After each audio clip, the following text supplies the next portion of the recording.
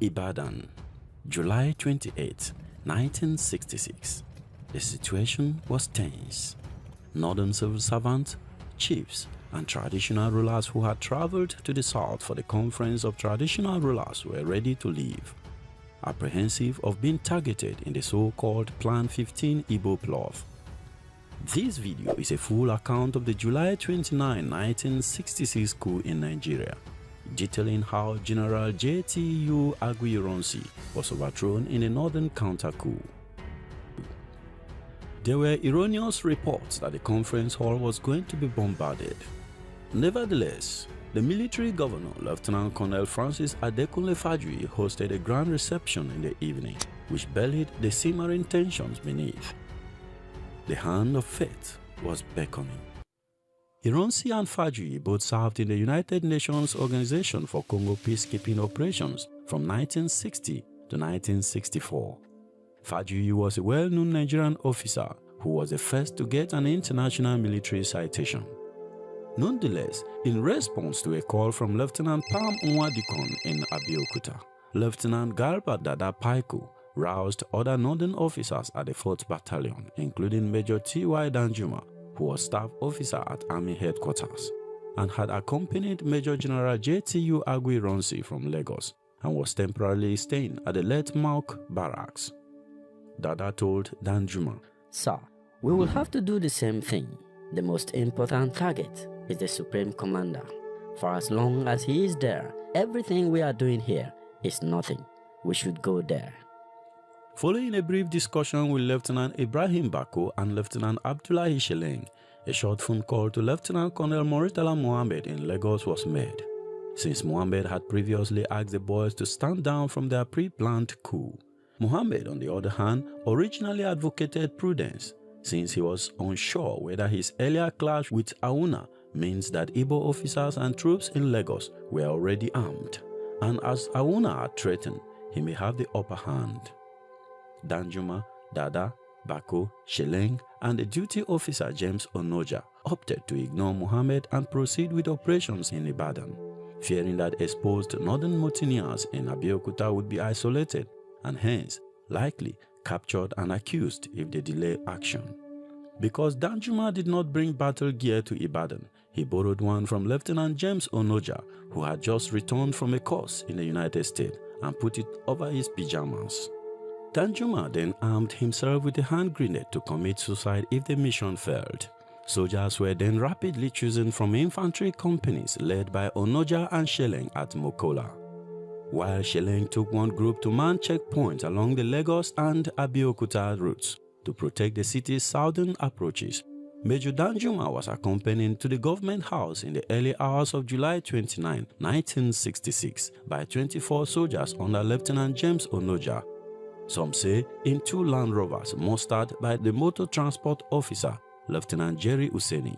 The main goal was to isolate the premises, cut the Supreme Commander up from the chain of command, and arrest him as a bargaining tool in the case of the boys who killed Okonweze and others in Abeokuta.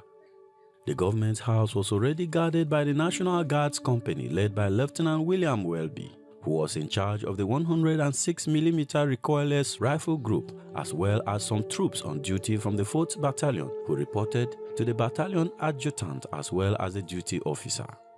After confirming that the Supreme Commander was present, Major Danjuma was faced with 2 command difficulties. Both stemmed from the fact that he was neither a member of the 4th Battalion or the National Guard, despite being the senior of all the boys on the ground. The first course of action was to secure the cooperation of the 4th Battalion forces stationed there. The second was to gain the National Guard commander's cooperation on the ground.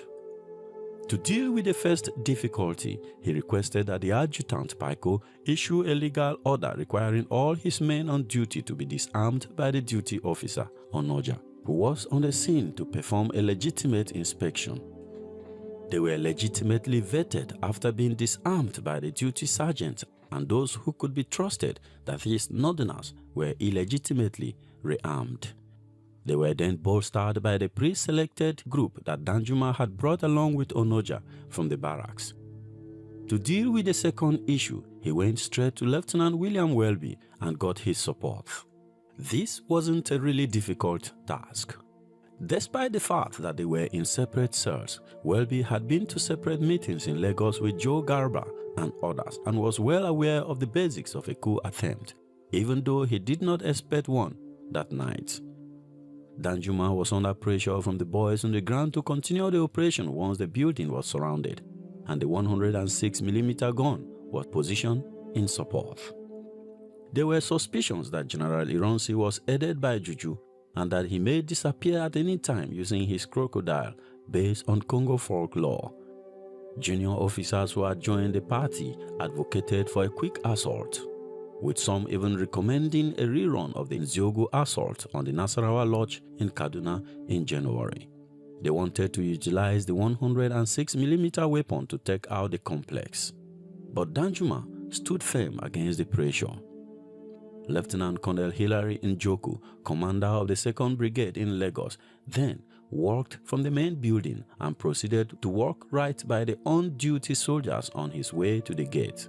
According to one report, he traveled up from Lagos with Ironsi, stayed at the guest house next to the main lodge, but was now at the main lodge with Ironsi, socializing with both Ironsi and Fajuyi.